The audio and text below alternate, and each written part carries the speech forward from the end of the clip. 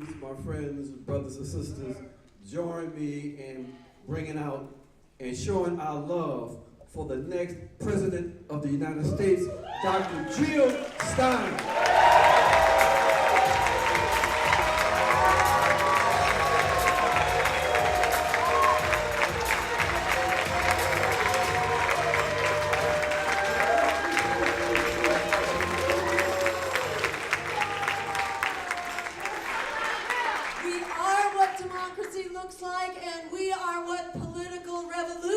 Looks like. I'm honored beyond words to be your candidate, and I'm so honored to be running for President of the United States with the Green Party. We have been ahead of the curve in so many ways, on climate change, on green energy, on demilitarization, on marriage equality, on free public higher education and canceling student debt, on stopping the Trans-Pacific Partnership, on ending the war on drugs and the incarceration state, on providing reparations for slavery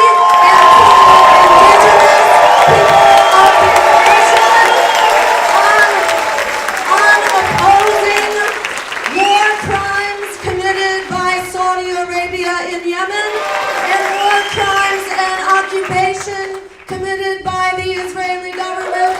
We have been ahead of the curve for decades, and all of a sudden that curve is catching up to us big time. We can end the scourge of racist violence and brutality, not only in policing, but in our courts and in our prisons and in the economy at large.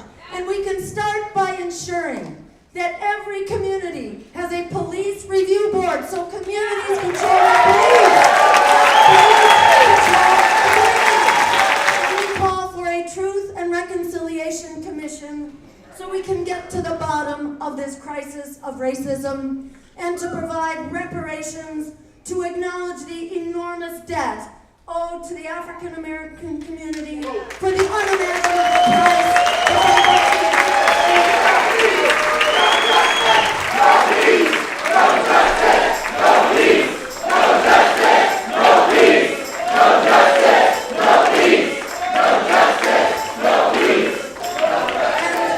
And we will end the assault on our privacy, on freedom of the press, on the free internet. We will end the war on whistleblowers. We will free the political prisoners, and that includes Leonard Peltier, Lumia Abu-Ghraib, Chelsea Manning, Julian Assange, Edward Snowden, Jeffrey Sterling, and Edward Kennedy. And finally, we will create a foreign policy based on international law, human rights, and diplomacy, not on military and economic domination, which has been a catastrophic failure. The American people deserve to know the truth about these wars. Since 9/11, they have cost us $6 trillion when you include the health care expenses of our wounded veterans.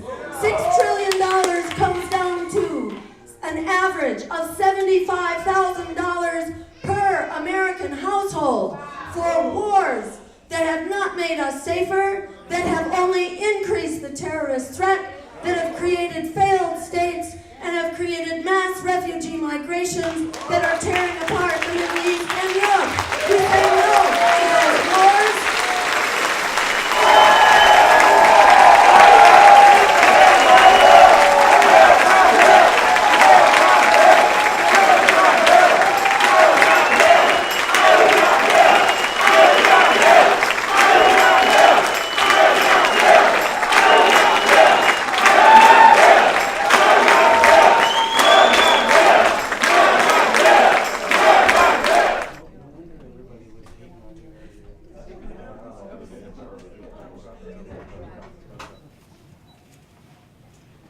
I was just wondering, you talk a lot about the LGBTQ community, and I hear a lot of things for, to assist that community. What specifically would you do for the trans community to help them with safety, housing, and healthcare? Great. So we need to ensure the rights of all of our residents in the Heights, and we should, support not only marriage equality, but access to housing equality, assurance that they will not be fired from their jobs. And that includes in healthcare, where the trans community has particular health needs that should be met, and that's part of why we advocate for a Medicare for All system. We need to be standing up and going to bat for their safety, for ensuring that, that we do not look the other way from a culture of bullying and intimidation that comes down, especially hard on the trans community, especially the trans community of color. Dr. Stein, I'm Elliot Nelson with the Huffington Post. You mentioned the DNC leak, and last week you tweeted, quote, Democrats are now accusing Russia of manipulating a presidential election, exactly what DNC was caught doing. Do you view what potentially may have been instigated by Russia or its allies as on par with the DNC leak per your tweet? You said in your tweet that it's just like what the DNC was doing. Do you think that's a fair comparison? In other words, Russia is spying on us and the DNC as the DNC was backstabbing Bernie Sanders. I think none of that is, let me put it another way, all of that is reprehensible. And the DNC is kind of accusing Russia of being underhanded and sneaky in order to cover up the DNC's underhanded and sneaky behavior towards the Sanders campaign. Dr. Stein, speaking about Black Lives Matter, there's tons of protests happening right now in Chicago with the release of the Paul O'Neill video. Corinne Gaines was shot by Baltimore County Police. But earlier today at this convention, a black Green Party delegate, Charles Frazier, was detained and handcuffed and put in the back of a police car for 35 minutes after a report of a suspicious person on campus by campus PD. Any response from the Green Party or yourself in particular on this incident happening at this convention? This is outrageous, and this is the first I'm hearing of it, and this is a symptom of a crisis which is nationwide. And this is the everyday experience of so many African Americans for whom it's not safe to drive in a car, for whom it's not safe to walk down the street, and that it is happening right here on the campus is a shame and a scandal. And thank you for the heads up about this, and we'll be looking into it. Will the Green Party file a complaint, a lawsuit against campus police for what happened to Charles Frazier? I think that's something that the Green Party needs to take a serious look at, and I would suspect that because of the politics of this party, that would be the minimum that would be done. A lot of people who agree with you on a lot of issues and who might have voted Democrat but really do have problems with Hillary Clinton still say they will vote for her because of the danger they feel is represented by Donald Trump. And they feel that you would be taking votes away from that effort to stop what they would consider to be a disaster in the election of Trump. How do you respond to those people? So, there are a few things to say. One is that I would feel horrible if Donald Trump got elected, and I will feel horrible if Hillary Clinton got elected. Donald Trump says despicable things and is no doubt, a danger to humanity. But Hillary Clinton has done really horrible things and is also a danger to humanity. I don't think that, somehow bombing millions of black and brown people around the world is less offensive than threatening to deport them. And Donald Trump rails against Muslims and how dangerous they are, but Hillary Clinton approved the war in Iraq, in which 1 million Iraqis were killed, led the charge into Libya, which then helped fuel the fires of ISIS. So Hillary Clinton's militarism is a disaster. Hillary Clinton wants a no-fly zone over Syria, which would essentially grease the skids towards nuclear confrontation with a nuclear power, Russia, whom Hillary has been very involved in provoking and surrounding with missiles and nuclear weapons to start with, and then troops. So I will not sleep better at night having Hillary Clinton in the White House than I will having Donald Trump in the White House. And at the same time, we know the only solution to this is a truly progressive agenda. The phenomenon of Donald Trump is a response to the economic misery, which in turn is generated by these neoliberal policies like NAFTA, which has been horrible for workers around the world, like Wall Street deregulation and the financialization of our economies and the austerity budgets and so on. So Hillary Clinton is not going to solve this problem. We're just going to see the threat of neo-fascism grow. And let me just say, for those who, if there's spoiling of the election, we have the DNC to thank for eliminating the guy who could have beat back Donald Trump. We are now we now carry that torch for that progressive agenda, which is truly the answer to Donald Trump. So we say, forget the lesser evil, fight for the greater good, like our lives depend on it, because they do.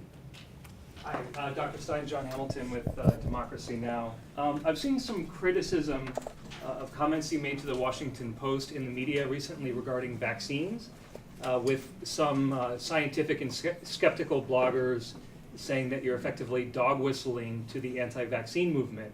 I wonder if you think that's a fair characterization, and if you could also state your position on efforts like of states like California to limit exemptions to vaccines for children. So I think it's pretty funny to call it dog whistling. I mean, this is an industry talking point. If you start to criticize the influence of the pharmaceutical industry on the FDA, that's dog whistling. They want to say that the anti-vax movement is the driver of criticisms of the FDA. It's actually the other way around. It's because people don't trust the FDA and its rulings that you have the uprising of an anti-vax movement. And this doesn't come out of nowhere. Just look at the studies on Vioxx that were suppressed for 5 years by the power of the industry.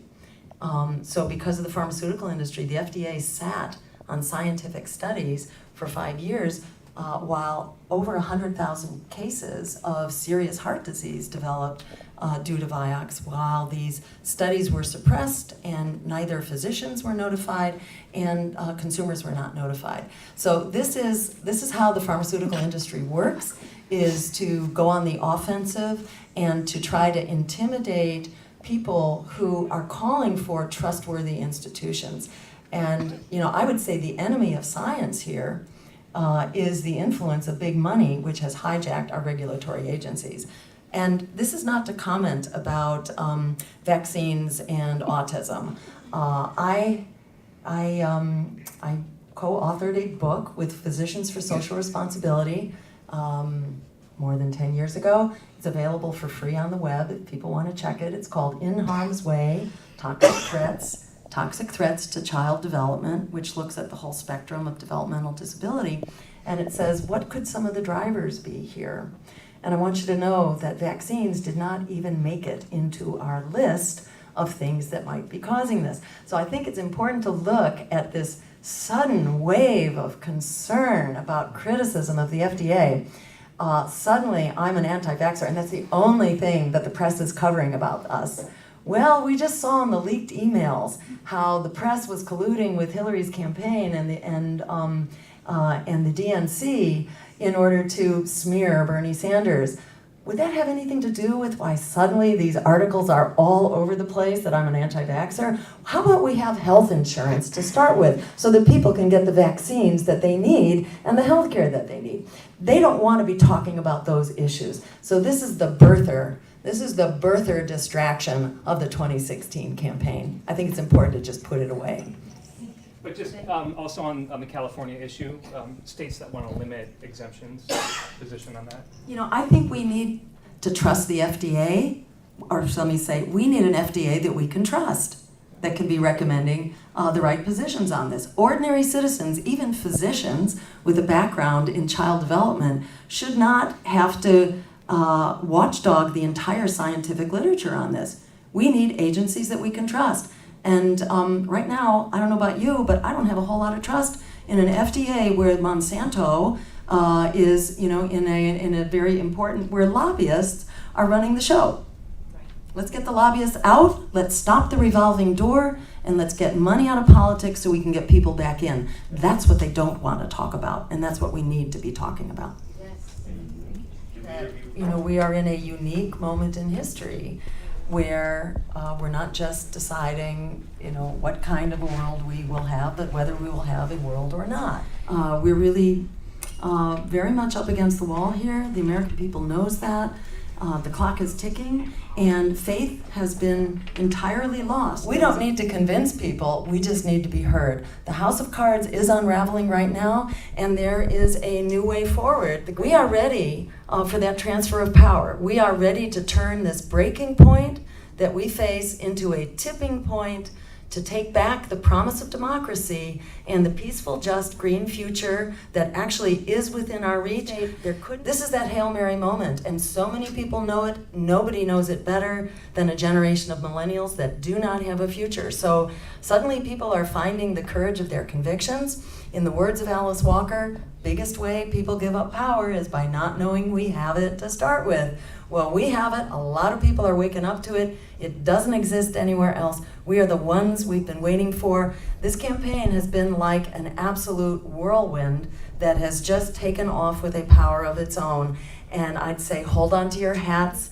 Let's see where it goes. And together we are unstoppable. Thank you. Thank you.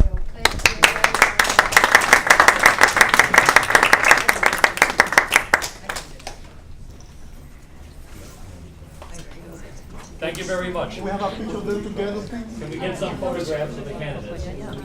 Yeah.